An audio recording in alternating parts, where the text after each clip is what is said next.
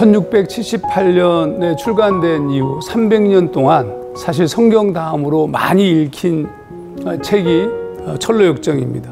철로역정은 장차 멸망할 이 세상을 떠나 하나님 나라, 즉 천성을 향해 나아가는 어떤 한 순례자의 여정을 묘사하는 소설입니다. 근데 단순히 소설이 아니라 하나님의 그 복음을 차근차근 설명하고 있다는 사실이 중요합니다. 그것도 처음부터 끝까지 성경을 인용하면서 성경으로 풀어갑니다. 아마 그것 때문일 것입니다. 철로역정을 읽으면 성경이 보이고 복음이 이해되기 때문입니다. 분명 단순한 소설이 아닙니다. 예수를 믿고 크리스찬이 된 후 믿음의 여정을 걸어가면서 만나는 수많은 종류의 유혹과 시험, 그리고 질문에 대하여 꼼꼼히 대답하고 있기 때문입니다. 그래서 철로역정을 읽는 것만으로 죄와 복음, 믿음과 칭의, 구원과 영적 여정, 성숙과 성화에 이르는 비밀들이 드러날 것입니다. 하지만 성경을 직접 인용 아닌 까닭에 그 의미를 일반 독자들이 정확하게 성경으로 이해하기에는 좀 어려움이 있습니다. 그런 의미에서 말씀과 함께 있는 철로역정은 숨겨져 있는 성경 말씀을 밖으로 끄집어내어 소설 철로역정을 해석한 까닭에 명료하게 이해하도록 도움을 받게 되는 것입니다.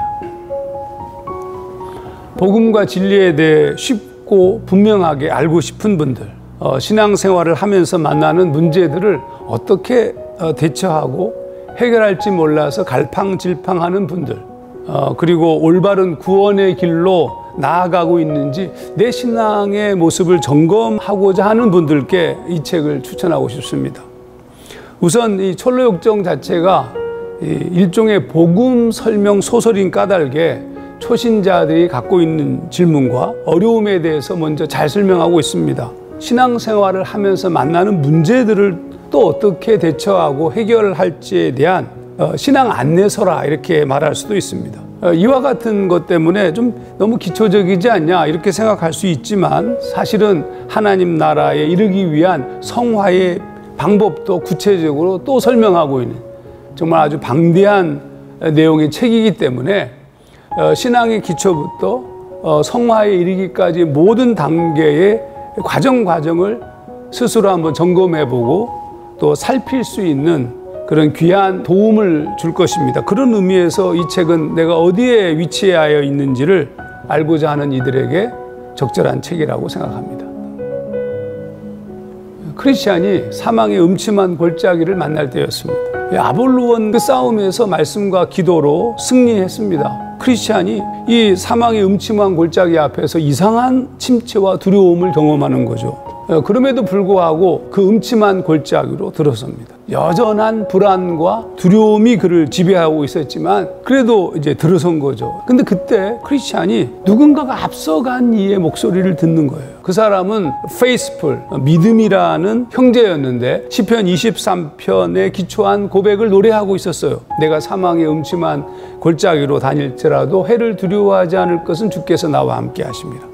그때 이제 크리스찬이 용기를 얻습니다. 자신보다 먼저 간 사람이 있다는 사실이 그를 용기 있게 하였습니다. 누군가 앞서가는 사람이 있다. 제가 책에서 그렇게 표현했습니다마는 이게 크리스찬에게 강력한 위로가 되었습니다. 사실 이 말씀은 히브리서 12장 1절을 떠오르게 합니다. 구름같이 둘러싼 허다한 증인들이 있으니 왜냐하면 우리들 자신을 살펴보면 우리도 누군가가 앞서서 우리를 도왔던 누군가가 있었다는 점입니다. 그것을 다시 떠오르게 하였고 나 자신이 더 선명하게 그 누군가가 되어야 한다는 고백을 이끌어내기 때문에 가장 강력하게 남는 기억의 부분이라고 말할 수 있습니다.